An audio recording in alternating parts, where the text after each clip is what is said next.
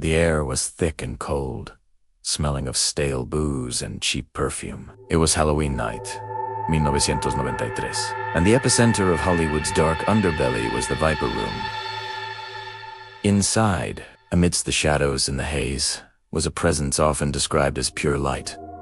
River Phoenix, a young man, barely 23, standing on the precipice of cinematic immortality, and yet moments away from total oblivion. This is the story of how Hollywood devoured its own angel, leaving behind only the chilling echoes of a life scarred by trauma and ultimately extinguished by a desperate need to save others. To understand River's final night, we must first travel back into the darkness that defined his childhood. Born River Jude Botto, his early years were spent in the shadows of instability.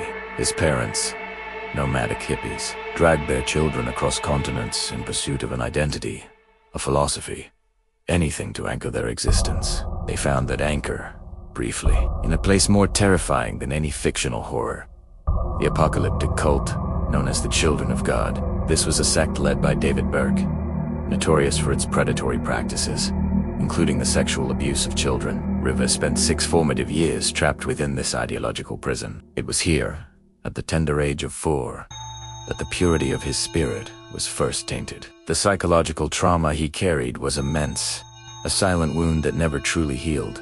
His family eventually escaped, symbolically changing their last name to Phoenix, a desperate prayer for rebirth from the ashes.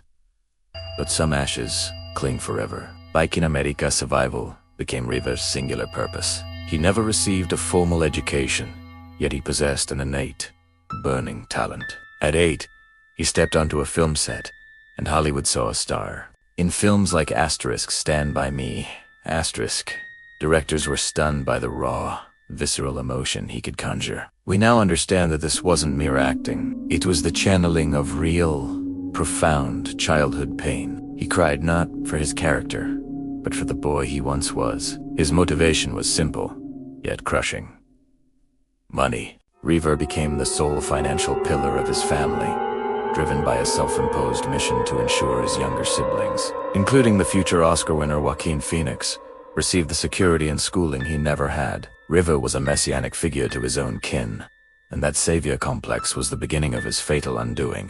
He desperately needed to save everyone, except perhaps himself. Despite his fame, River despised the celebrity machine.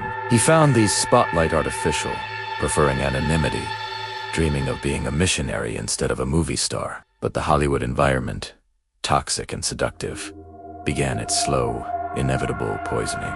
River, a committed vegan and advocate for sobriety, began spending time with musicians, including Red Hot Chili Peppers guitarist John Frusciante, who was deep into addiction. River didn't approach John to party. He approached him to help him. River's intention was noble: pull his friend out of the abyss. Instead, the abyss consumed River too. His attempts to guide others away from the darkness resulted in him being dragged into the heavy, crippling world of heroin and cocaine. Which brings us back to that fatal night, October 31st, 1993. River, his girlfriend, Samantha Mathis, and his siblings, Joaquin and Rain, were outside the Viper Room. The details of what happened inside remain murky, veiled by the club's notorious silence and the alleged disappearance of CCTV footage. But the result was brutally clear.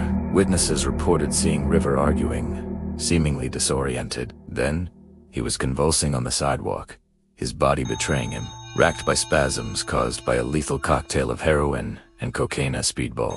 Joaquin, Boenix, frantic and terrified, made the agonizing 911 call. His panicked, "Please captured for eternity. He's having seizures. Please come." But it was too late. River Phoenix was pronounced dead that night. He had carried the weight of his family's trauma, the pressure of Hollywood's expectations, and the crushing burden of trying to save his friends. His magnificent, damaged heart simply gave out. The tragedy of River Phoenix is not just that Hollywood lost a potential legend. It's the chilling realization that the purity he clung to was ultimately weaponized against him. The savior complex, born from the unspeakable abuse of a cult and the responsibility thrust upon him, drove him toward the danger he sought to eradicate. He tried to rescue others, never noticing the rope around his own neck tightening. River Phoenix's death serves as a dark, unforgettable reminder that sometimes the true horror lies not in the fictional monsters on screen, but in the trauma that follows us out of the darkness and into the fatal light.